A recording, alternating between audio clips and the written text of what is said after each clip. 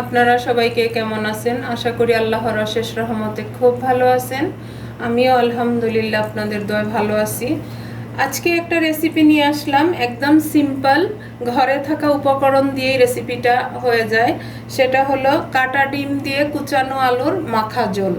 তো এই কাটা ডিম কুচানো আলুর মাখা ঝোলটা যদি একটু আপনাদের ভালো লাগে তাহলে আমার চ্যানেলটাকে সাবস্ক্রাইব করবেন, লাইক করবেন, শেয়ার করবেন এবং কমেন্টস করবেন। আর যারা ফেসবুক থেকে দেখতেছেন তারা লাইক, শেয়ার, কমেন্টস করে দিবেন প্লিজ প্লিজ প্লিজ। আর নতুন যারা আছেন তাদের উদ্দেশ্যে বলি, তারা আমার চ্যানেলটাকে সাবস্ক্রাইব করবেন প্লিজ প্লিজ। এখন আমি রান্নাটা শুরু করব। তো প্রথমে আমি একটা ফ্রাই প্যান বসাই দিছি চুলাতে, চুলাটাও জ্বালাই দিছি। এখন এখানে আমি প্রথম ডিমটা ভেজে নিব। ডিমটা ভাজার জন্য 2 চামচ তেল দিয়ে দিলাম। প্রথম এখানে আমি সামান্য একটু লবণ দিয়ে দিব, 1 চিমটির মতো, আর 1 চিমটি হলুদ দিয়ে দিব। এই রেসিপিটা একদম সহজ, কিন্তু খেতেও টেস্টি, দেখতে অনেক সুন্দর। এই যে দেখেন এখানে আমার 6টা ডিম আছে, ডিমটাকে কেটে এই যে 2 ভাগ করে নিছি। এখন এটাকে আমি ভেজে নিব। আর চুলার আঁচটা আছে আমার মিডিয়ামে।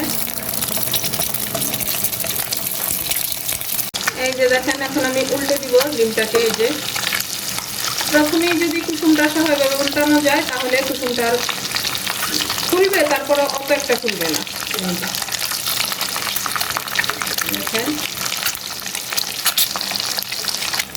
এই যে সবগুলো ডিম আমি উল্টে পাল্টে ভেজে নিলাম।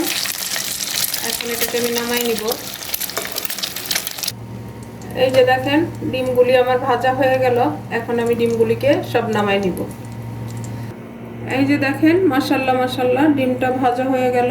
এখন এই তেলের মধ্যেই আমি আরো 1 চামচ তেল দিয়ে দিব। আর এখানে আমি 2টা তেজপাতা ধুয়ে ছিঁড়ে রাখছি, এটা এভাবে দিয়ে দিলাম। এই যে এখন দিয়ে দিব চিড়ে রাখা 6টা কাঁচামরিচ। আর এখানে 2টা বড় সাইজের পেঁয়াজ কুচি দিয়ে দিব। আবার পেঁয়াজ আর কাঁচামরিচ এগুলি একসাথে একটু ভেজে নিব আমি। এখন এখানে যে 1/2 কিলো আলু কুচি করে কেটে আমি ধুয়ে পরিষ্কার করে রাখছি, এখন এই আলুটাও এখানে দিয়ে দিব। প্রথমে এই আলু, পেঁয়াজ, কাঁচামরিচ একদম কড়া করে আমি ভেজে নিব। এখন এটাকে আমি একদম প্রথমে কড়া করে ভাজবো।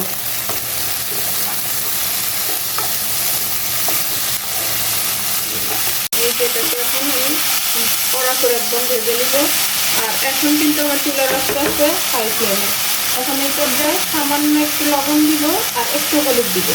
মশলাটা আমি পরে দিব।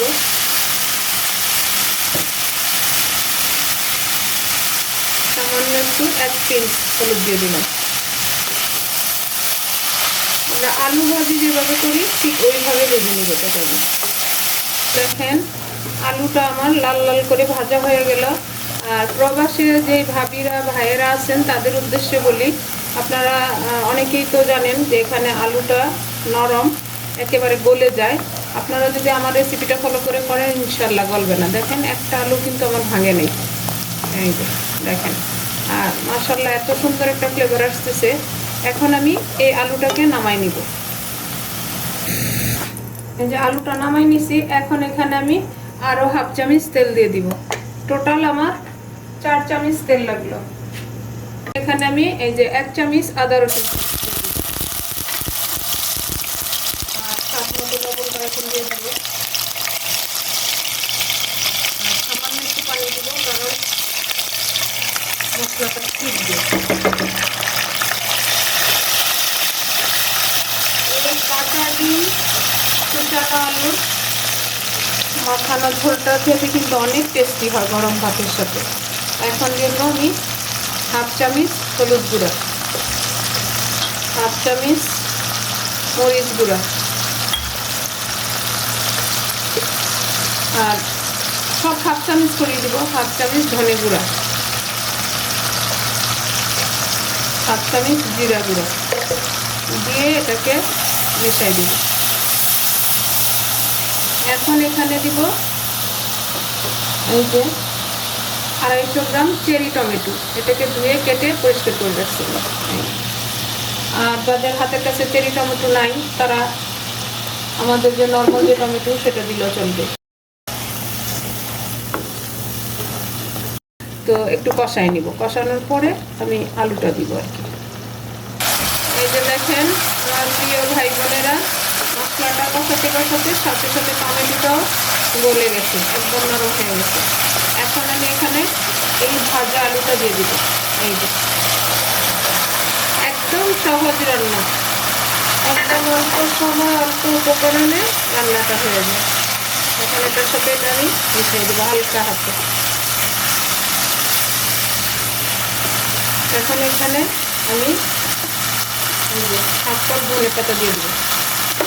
ধনে পাতাটা দিয়েও আমি মিশাবো। দেখেন মাশাআল্লাহ লুকটা। এখন এখানে আমি এই যে চায়ের কাপে হাফ কাপ পানি দেবো। এই যে দেখেন এখন এই পর্যায়ে আমি ডিমগুলি দিয়ে দিব। এই যে দেখেন মাশাআল্লাহ কাটা ডিমের কুচানো আলুর মাখা ঝোল। এই যে দেখেন মাশাআল্লাহ। এখন আমি এটাকে আর 5 মিনিট রান্না করব।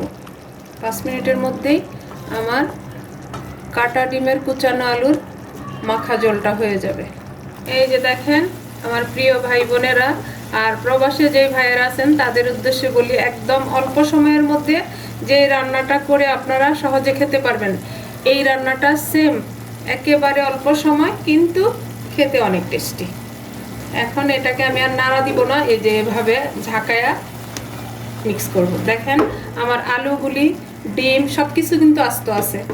আর প্রবাসের ভাবিদের উদ্দেশ্যে বলে, এই যে দেখেন আমার আলুগুলি কিন্তু পুরো আস্ত, একটা আলু কিন্তু ভাঙে নেই, ভাঙবেও না।